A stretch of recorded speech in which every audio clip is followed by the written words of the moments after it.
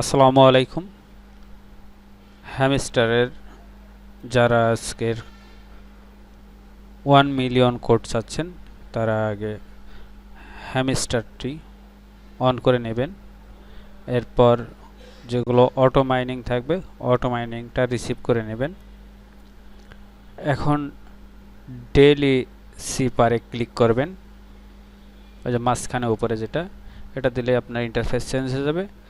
এখন দুইটা ড্যাশ দিবেন, একটু চাপ দিয়ে ধরে রাখলে একটা ড্যাশ হয়ে যায়।